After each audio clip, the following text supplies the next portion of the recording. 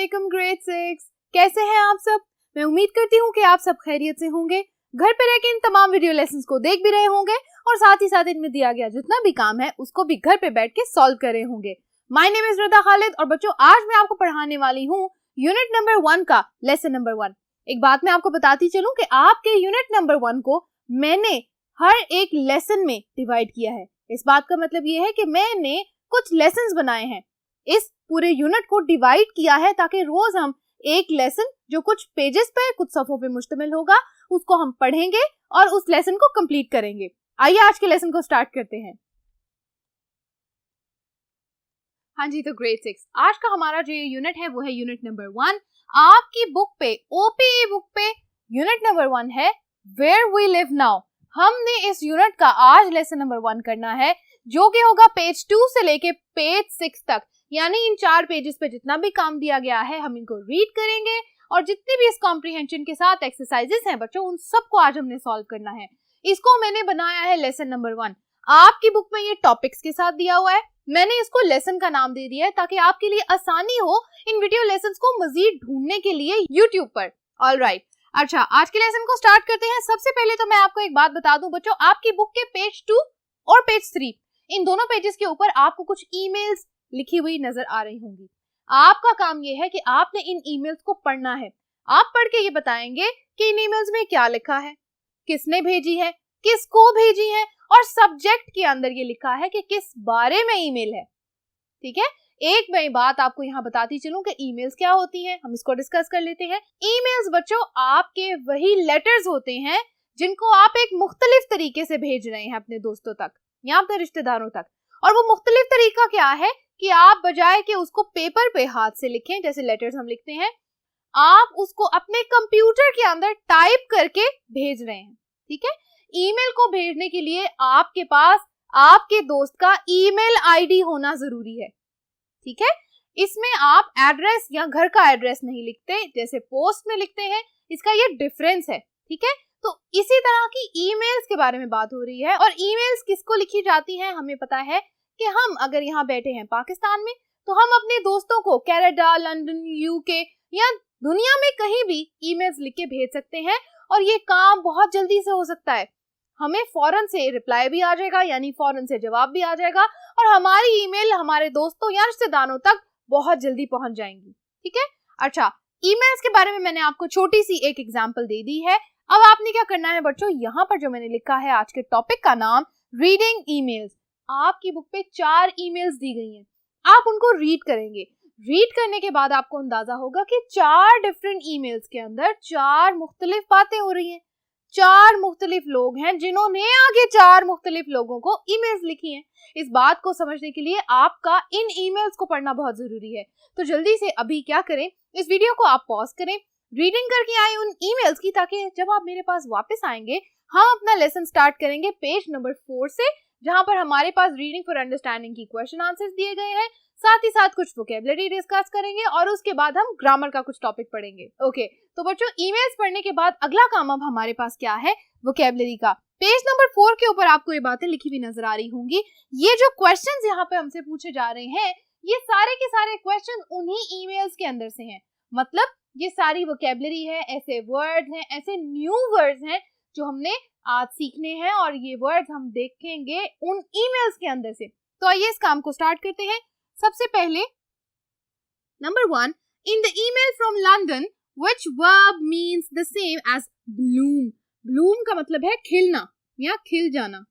ठीक है, किसका खिल जाना? फूलों का खिल जाना। ठीक है, अब ये बात आपको ईमेल नंबर 1 में लिखी हुई नजर आएगी कि जहां पर लंदन से ईमेल आ रही है और उसके अंदर एक वर्ब यूज किया जा रहा है जिसका मतलब है ब्लूम।